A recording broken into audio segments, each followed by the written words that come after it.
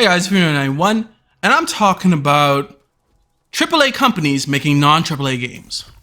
Basically, ex-God of War producer Megan Morgan Junio, I hope I'm pronouncing that last name right, believes that AAA developers need to not only make AAA games, they need to make like smaller games too. And I fully agree with her because the thing is this, AAA games like Call of Duty and them, they take a long time to make, they take a lot of people to make, and they're very expensive to make. So I think it's smart for these like bigger companies to also have a team or I don't know, a section or a division that is focusing on, instead of making the larger AAA games, but the smaller ones. She said AA, single A. She even said indie, but I don't agree with that part because indie to me comes from indie developers, not from big companies. But the rest I do agree with that. These big companies, they need to focus also on the smaller games because I think the smaller games can also do really well, especially if they're only like $20 or $30 games because they took so short to develop or something like that. So I really think that these companies are missing out. I know that the bigger games usually give bigger payouts, like quicker, especially like just recently Battlefield 6, over like 6 or 7 million units sold in like 3 days. So yeah, I understand the appeal that the companies have for focusing heavily on the big games, but I think they just need to get like maybe a small section of their employees or something, focus on the smaller games, release them too, and I think that would really do well, especially in my opinion, if they are spin-offs of the major games. Like she was ex-producer of God of War, so let's say that you do a spin-off of God of War, and let's say it doesn't have to be a long game either. It could easily be a 15-hour game. If it's $20, it could be like a 15-hour game, and I think people would like it.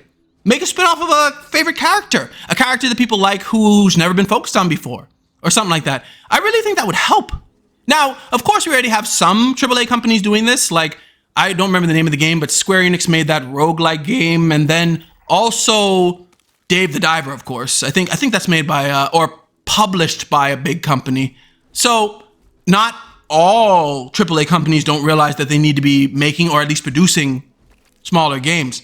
But I do think the main ones do kind of ignore a lot of times smaller games because they're looking at the big ones, the ones that bring in the big amount of money, the millions and millions of dollars of sales. But the thing is that if you make a smaller game, let's say the total of the games, I don't know, takes a few $100,000 to make. That's it, a few $100,000, and you sell it for like $20 or $30, and it sells like 1 million copies. So it doesn't sell the 10 million, but 1 million copies at $30. When you only took about $500,000 to make the game, that's beneficial.